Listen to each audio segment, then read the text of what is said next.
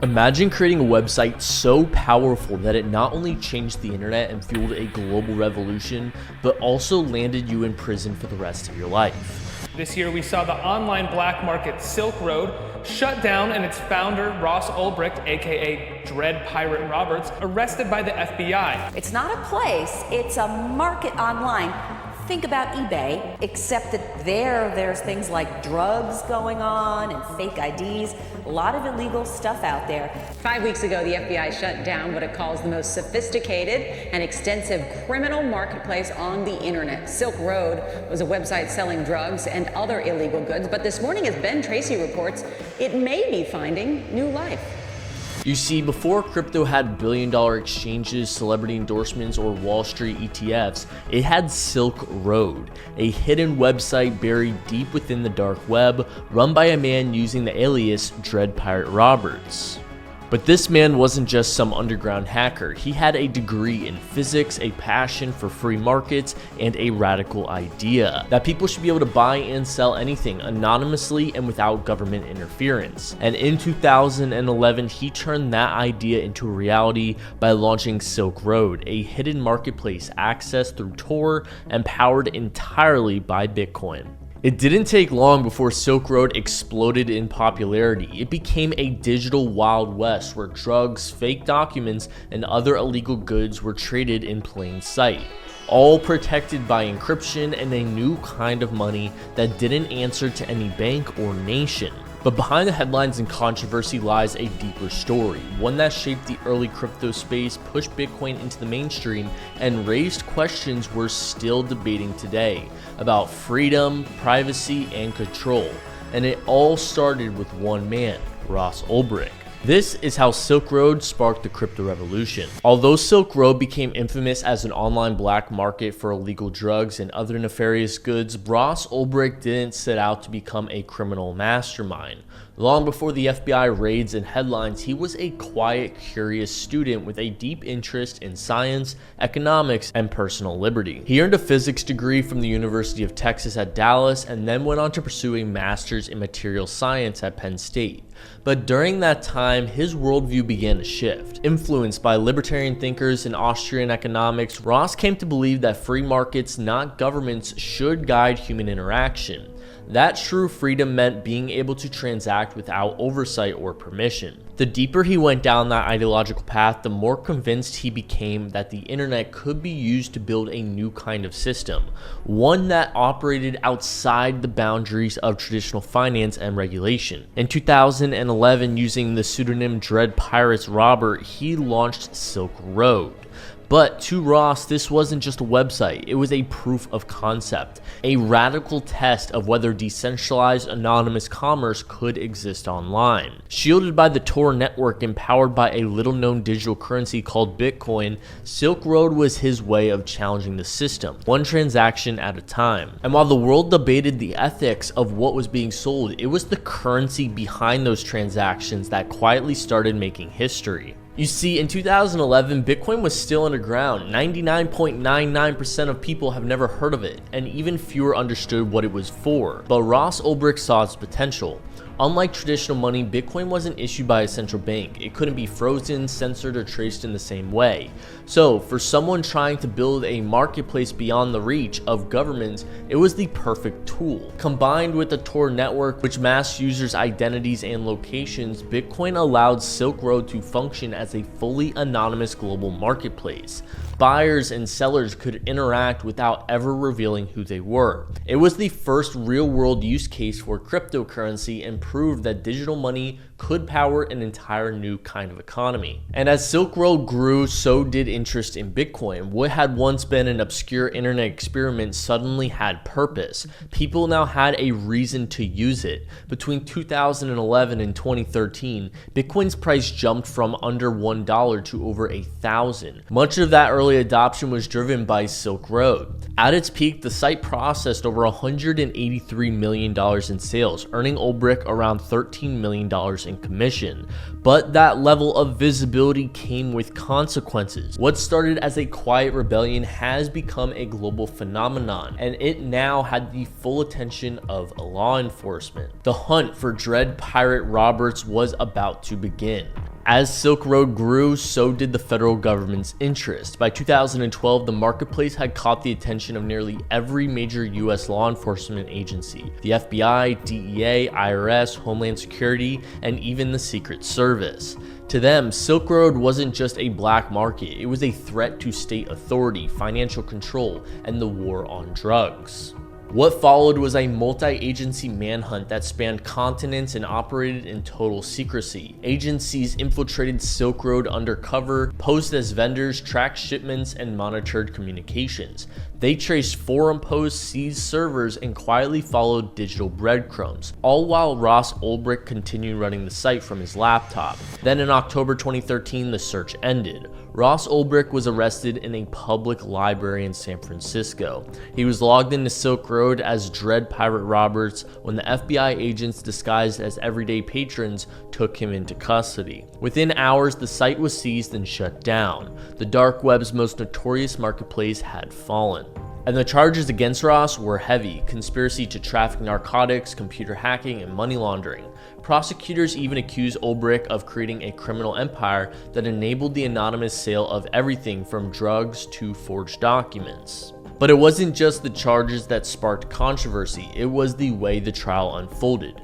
You see, the jury was never told that the two of the federal agents investigating Silk Road have been secretly stealing Bitcoin from the site, manipulating evidence, and attempting to frame Ross in the process. Although both agents were later convicted and sent to prison, the defense wasn't allowed to bring any of it up in court. That critical piece of context that key members of the investigation were themselves corrupt was kept entirely out of the record. Ross was also barred from presenting his motive or intentions. He couldn't explain that Silk Road had been designed with harm reduction principles in mind. The site had rules: no child exploitation, no stolen goods, no violence, and no promotion of scams. He had tried to draw a line, but the court refused to let the jury hear why. Even the prosecution's most sensational claim that Ross had attempted to arrange multiple murders to hire was never charged, never proven, and never brought to trial. Yet it was still referenced during sentencing.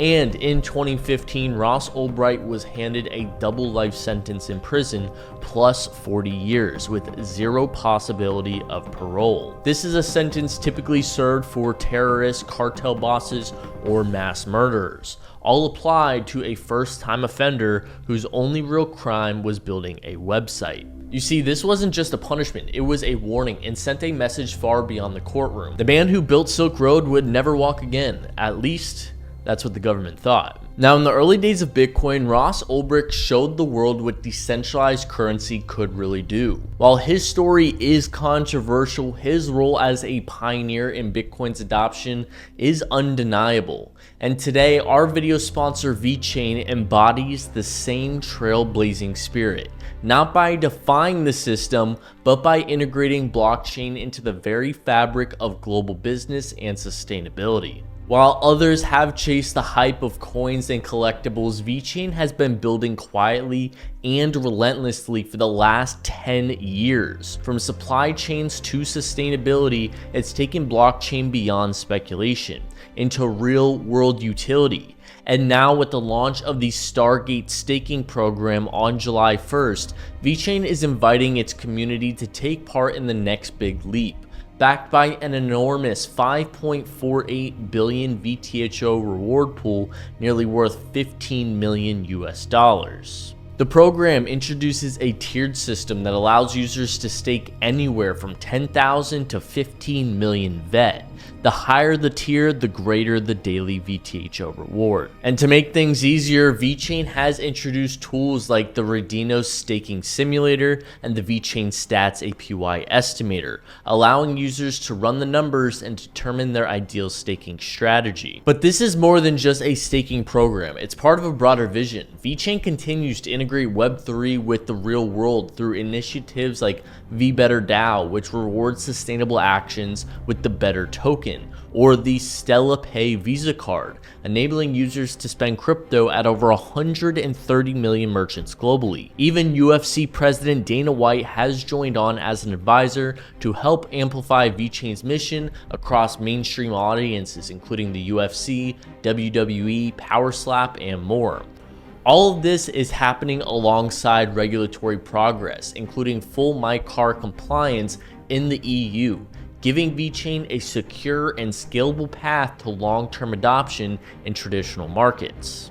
In a space filled with vaporware, Vechain is delivering results. The Stargate staking program is your chance to earn real rewards by supporting a network built on utility, trust, and long-term vision. Mark your calendars, stake your vet, and earn your share. Help build the future. And thanks again to Vechain for sponsoring this video. Although Ross Ulbricht's name faded from headlines in the years after his sentencing, the fight to free him did not.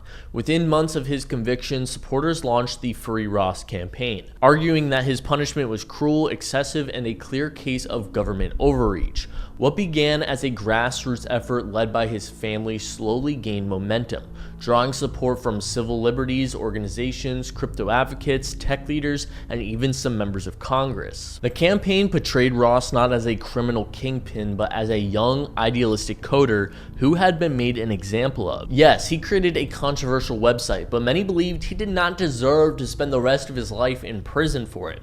Over time, the movement organized petitions, held public demonstrations, published op-eds, and gathered hundreds of thousands of signatures in demanding clemency. And by 2024, nearly a decade into Ross's sentencing, the political climate had shifted. Public trust in institutions was eroding, cryptocurrency had gone mainstream, and debates around the criminal justice system reform had become central to the national conversation.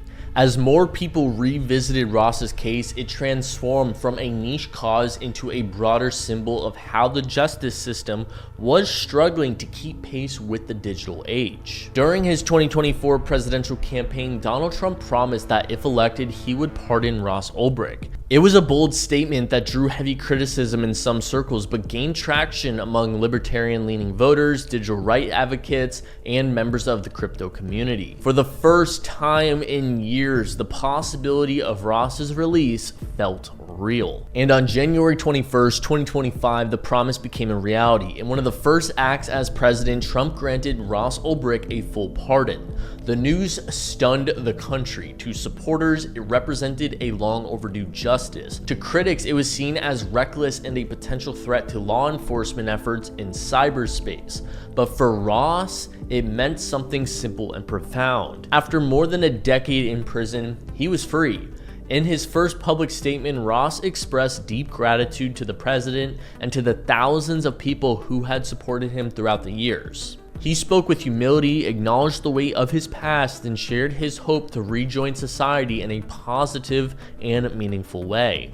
But for the crypto community, the pardon marked more than the end of a prison sentence. It signaled a shift, a moment to re-examine not only the story of Silk Road, but the role Ross Ulbricht played in shaping the digital revolution that followed. But just when it seemed like the Silk Road chapter had finally closed, something stirred deep in the blockchain and the world took notice.